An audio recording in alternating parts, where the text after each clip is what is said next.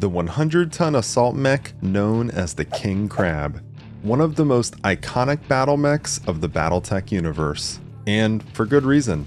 Just look at the thing. It represents pure assault mech goodness. Intimidation, firepower, destruction. The King Crab was designed with a singular goal: to be able to cripple or destroy another mech in one salvo. You're going to find out today that they delivered on this. And as a matter of fact, there isn't a whole lot that the King Crab can't deliver on. Plus, it looks damn good while doing it too. Today, we're going to lead an entire lance of these monsters to see just how far the King Crab can carry us in the world of MechWarrior 5 Mercenaries. As always, we're playing the game modded with yet another Mechlab, but check out the description below for a full mod list. Let's get started. So even a rather vanilla King Crab, like the KGC-000, which is as run-of-the-mill as it gets for a King Crab in MechWarrior 5, I found to be pretty impressive. Slap a couple Gauss rifles on this thing, and you already have one hell of a dangerous mech. Yeah, it's a bit slow, and could probably get overwhelmed pretty easily, but this thing wasn't really upgraded much at all, and I was already really liking what I was seeing. Just how powerful could the hero variants of it be? There were three to choose from. The KJ, or Kaiju, which features bonuses that seem to lean heavily into a PPC build. The CAR, or Carapace, which is 100% focused on ultra autocannons. Or finally, the Johnny the Crab variant, which specializes in machine guns or other rapid-fire ballistic weapons. Now, if you watched our most recent MechWarrior video, you'll know that I covered the Blackjack A, which went absolutely wild with MGs. I have no doubt the Johnny Crab could probably be just as busted with machine guns too, but I didn't really want to go down that route again, at least not right now. I wasn't opposed though to trying out something that was kinda similar in nature, utilizing what essentially amounts to machine guns on steroids: rotary autocannons. Good hit! In the name of House Kurita, this outlander will soon fall! Awesome. Lead units receiving heavy fire.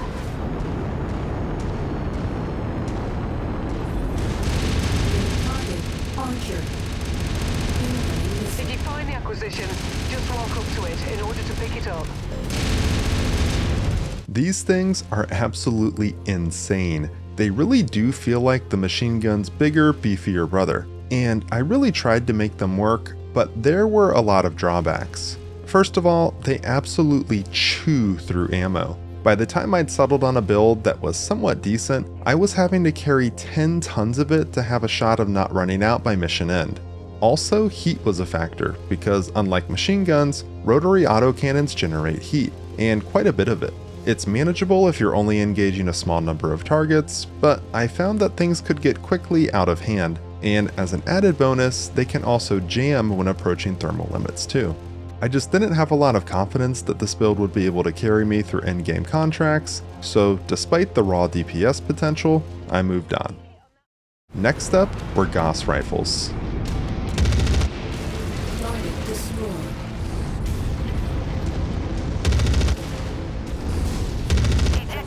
Target destroyed. Target acquired. Target destroyed. How much what? Target destroyed.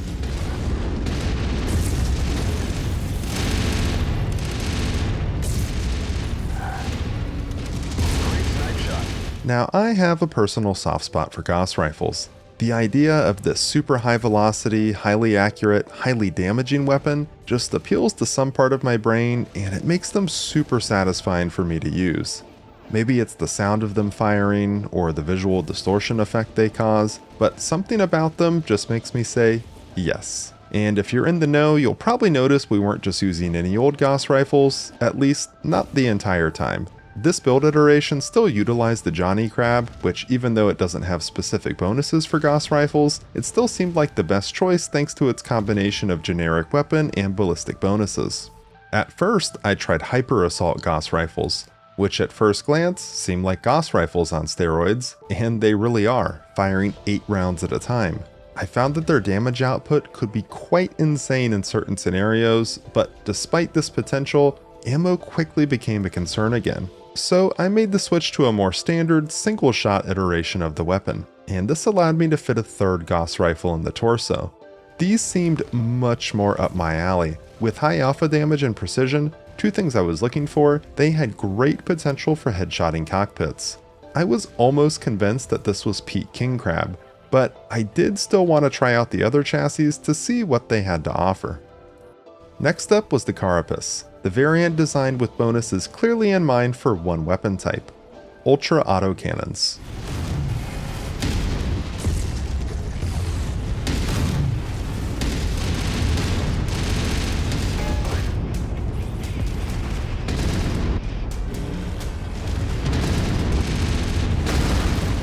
Target destroyed.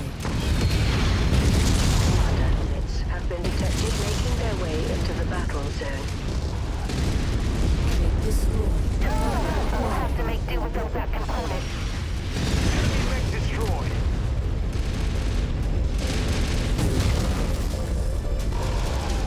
Detecting targeted battle mech in the area. On paper, this build looked insane.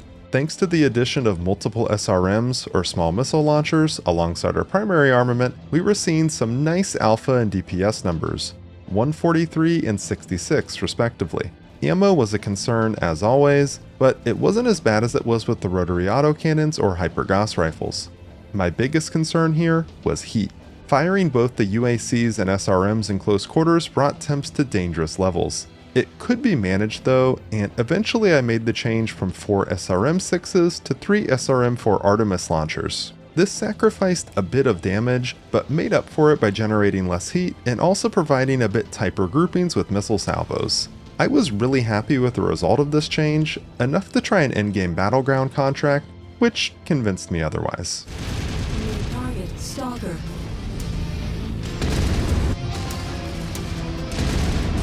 Nearly there, Commander.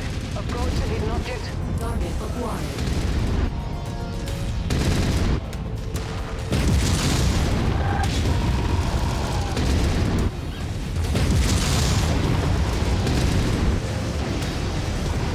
Taking that metal part was easy as pie.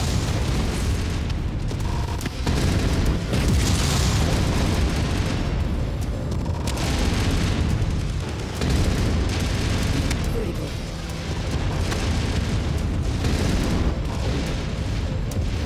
Target acquired. As strong as it was, this build was just not it. Maybe I was just spoiled by the blackjack from our previous video, but I was looking to just point at something and delete it from existence. Which brings us to our final candidate, the Kaiju. Our last chance to craft a king crab build that could trivialize endgame content. With bonuses that clearly point towards PPC usage, I knew exactly how I wanted to build this thing. And this was the result. 6 clan extended range PPCs, which when combined with PPC capacitors in each arm, which grant a whopping 30% damage bonus at the cost of 15% additional heat generation, deliver an alpha damage number of 163.8. Now, all that heat was going to be a problem, so the rest of the build had to be focused on dealing with it. Cooling jackets, cooling lines, an exchanger, plus heat sinks out the wazoo. Well, not really, but as many as I could reasonably fit. I had no idea if this would provide anywhere near enough cooling, but I had to try it. And I'll just let the results speak for themselves. Good kill, Commander. That mech is about to go critical. Target destroyed. Target. Clean headshot. Nice.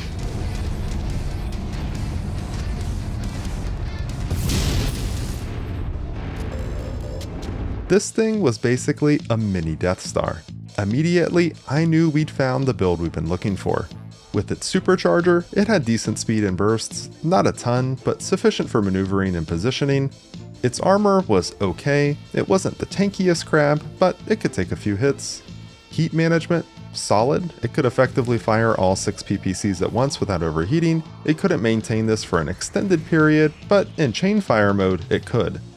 The damage though, this was what I'd been searching for.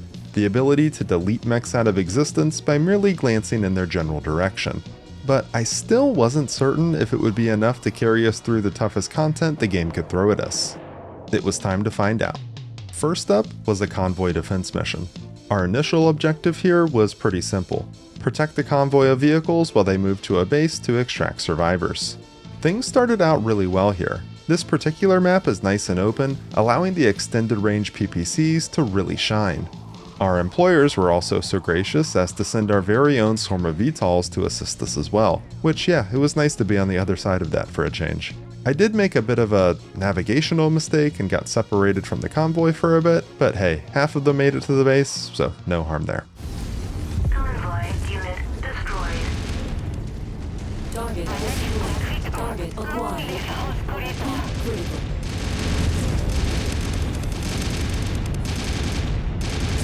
New target catapult. Target destroyed. Target acquired. Unit squad taking heavy damage. New target blackjack. Target Detecting targeted battle mech in the area. Enemy mech destroyed. destroyed.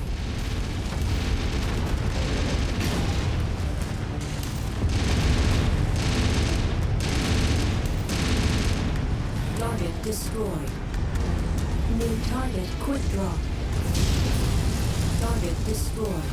Next up was waiting on them to extract survivors. There was a convenient hill located nearby, which I promptly claimed, and using the high ground, we deleted anything that dared to approach. Target destroyed. Target acquired. Target destroyed.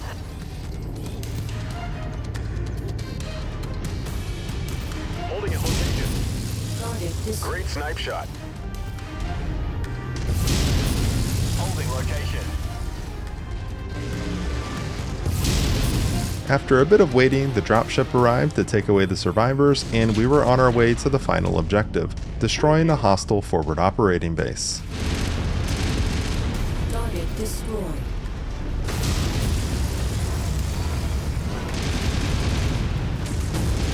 Enemy destroyed.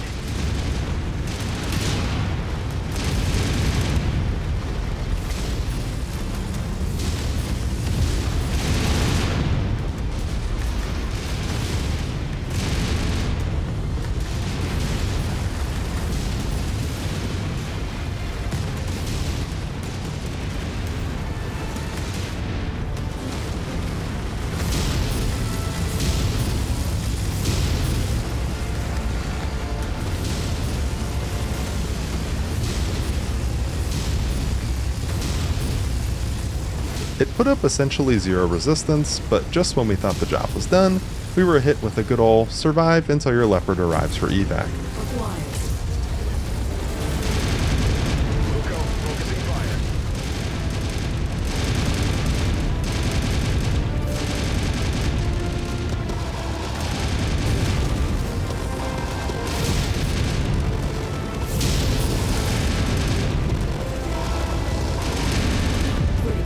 Mark target eliminated.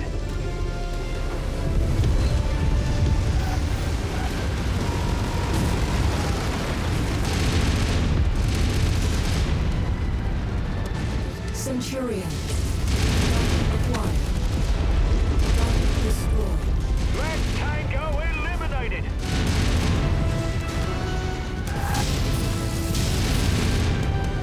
Target destroyed. Target acquired. Target destroyed. Target destroyed.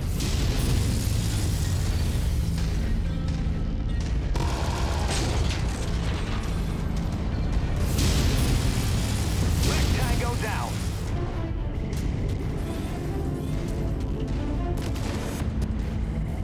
Target destroyed.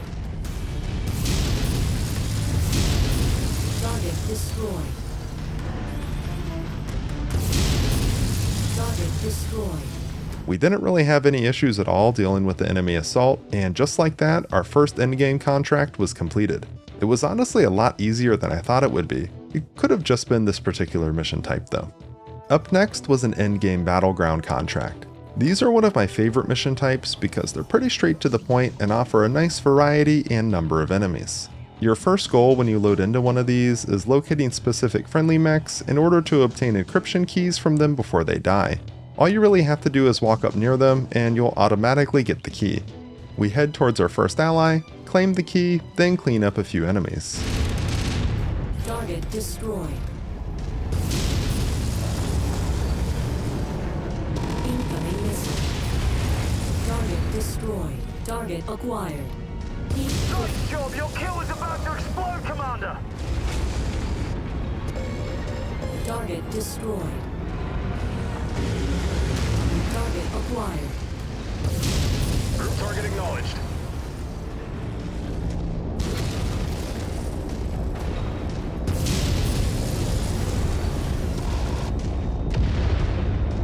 Heat critical.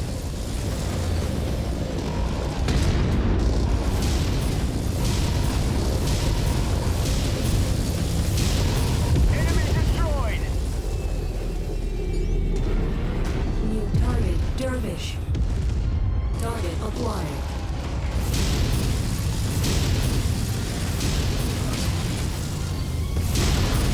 Target destroyed. Next up was grabbing the second encryption key, which our ally had himself in a bit of a pickle, but it was nothing we couldn't handle. Data transfer complete. Heat critical. Once you've obtained the second key, your next goal is to head to the marked base, which I almost forgot needed to be defended. Thankfully, we were able to clear up the enemies around it before I got a mission fail. Target destroyed. Target destroyed. Target acquired. My target eliminated.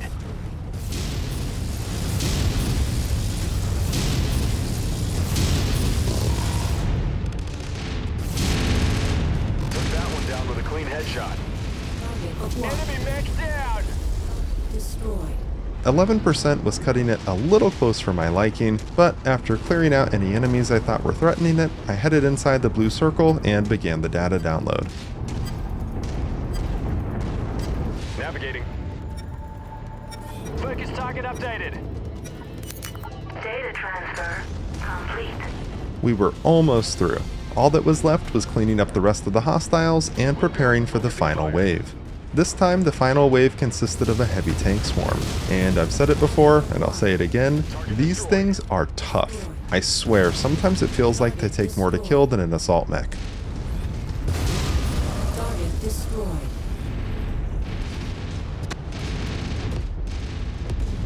Target destroyed. Target acquired. Target destroyed. Target destroyed.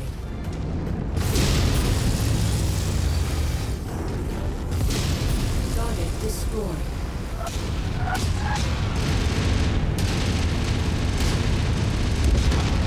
Target destroyed.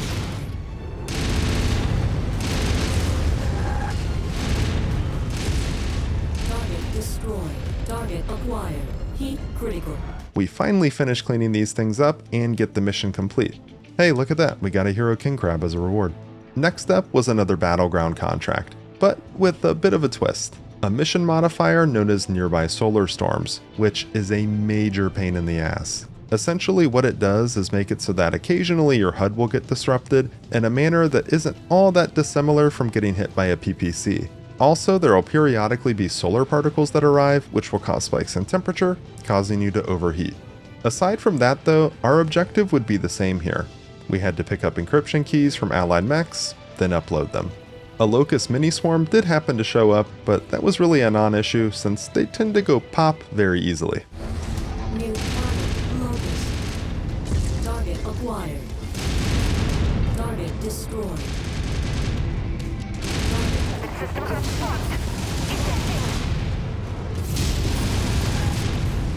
Watch it now. My last kill's about to explode. There was a bit of a surprise for us though after we completed our upload and finished off the remaining enemies. This go around, the final wave consisted of an advanced combat leopard, which this was a bit different than the standard combat leopard that appeared in our previous mission, sporting a much higher HP pool and damage potential.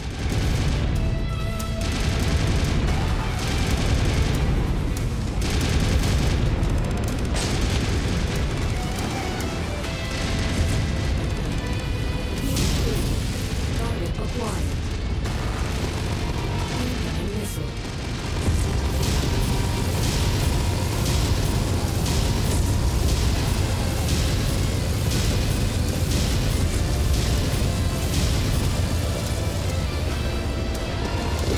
Warning. Temperature spike detected.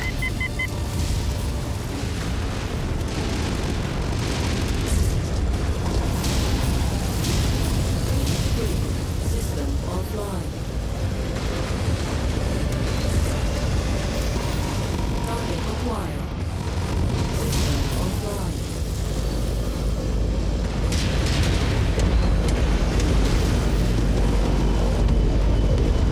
Target destroyed. Target acquired.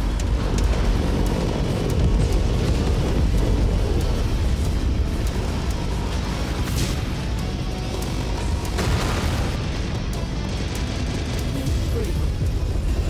Target destroyed. We did it though, and put another one in the books, and reaped a hero awesome, plus some other goodies as a reward. The King Crab was definitely living up to its reputation, but I wanted to really see how far we could push it. I figured the perfect way would be with an in-game ground war contract. If you're not familiar with this particular mission type from the Coyote's Mission Pack mod, it's one that normally, in the non-in-game version, lets you participate in a massive battle between two opposing forces, with one of those forces being allied to you. Your goal is normally to just defeat the opposing force. The endgame version of this mission type though sees your lance arriving as a third party, with an objective of destroying both enemy forces. It's a pretty tall task, but we were ready to try it. Attention. Prepare for battle mech departure. Warning. Hangar doors opening. Stand clear. Reactor online. Sensors online. Weapons online. All systems nominal. The first thing I noticed immediately upon loading in was what awaited for us if we were able to actually clear out the enemy forces. You will face ASFs at the end of this mission. Wonderful. ASF stands for Aerospace Fighter. They're a lot like typical fighter aircraft, but can operate both in atmosphere and in space. From the little experience I have with them, I know they come in different varieties or classes, ranging from light fighters that wouldn't be much of a threat, to heavier bombers that can cause serious damage. Their offensive potential doesn't equate to, say, an advanced combat leopard like we saw earlier. However, they're much faster, and with a lance that lacked any sort of lock-on missiles, I was dreading having to try to shoot one down. But we'll cross that bridge when we come to it. Our first order of business was finding and engaging the enemy, and when we finally did make contact, there were quite a lot of them.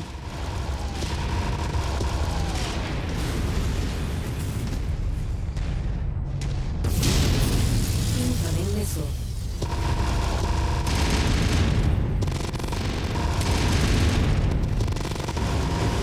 Target acquired. Incoming.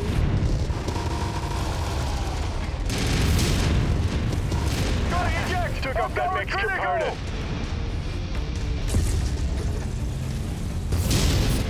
Target destroyed. Target acquired. Heat critical.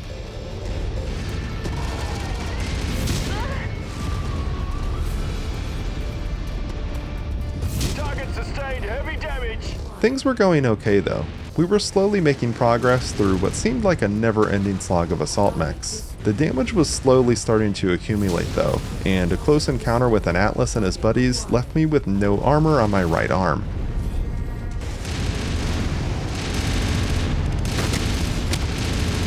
Enemy mech compromised. Target acquired. Incoming missile. Heat critical.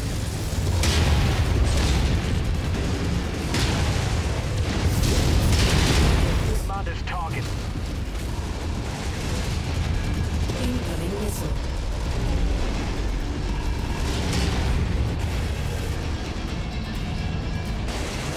CT There were still a decent amount of enemies left too, so if I had any chance of making it through this, I was going to need to play very carefully. Target destroyed. Quiet.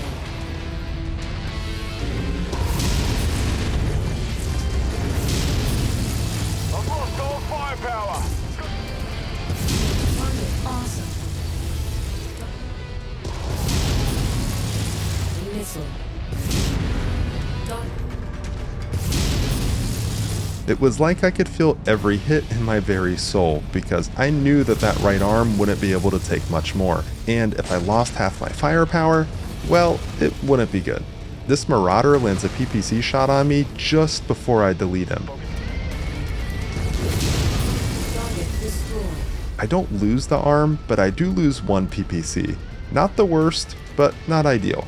There were only 6 enemies left at this point though, but the thought of the ASFs at the end though, yeah, I was a little worried.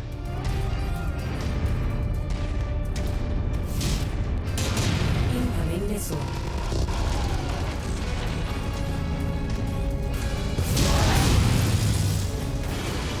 Incoming missile.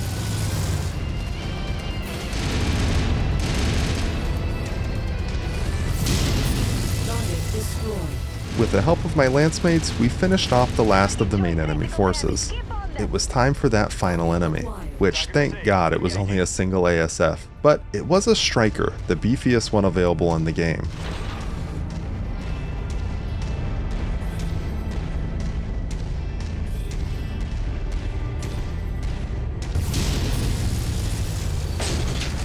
I wasn't sure how much damage its air-to-surface missiles would do, but I had no intentions of finding out. Approach the hidden object to pick it up.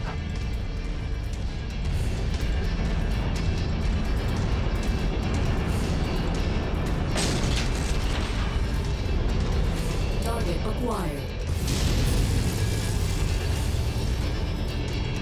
Engagement range, as we predicted, turned out to be a very big issue, and since this thing liked to cruise around outside of max sensor range a lot of the time, I wasn't really able to use a target lead indicator, although honestly, I'm not sure how accurate it would have been in this case anyways.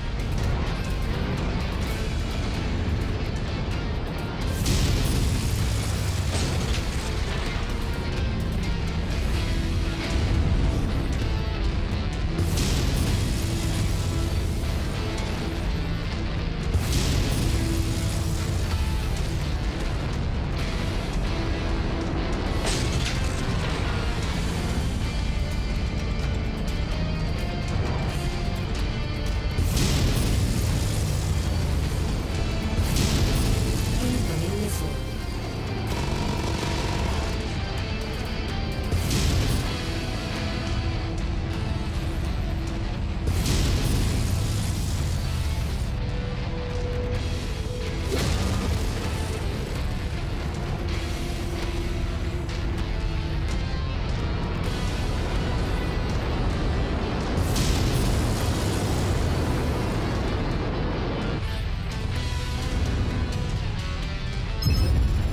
Eventually though, we got him. Mission success, Commander. Unfortunately, the mission complete screen after this one seemed to be bugged in some way, maybe due to the mission structuring, I'm not sure, but I'd really have liked to see the totals on it. But anyways, if you made it this far, thank you so much for watching. By the time this video releases, I'll already be waist deep in our next challenge, which will be trying to create the ultimate missile platform. If you have any build suggestions, be sure to let me know down below. Until next time.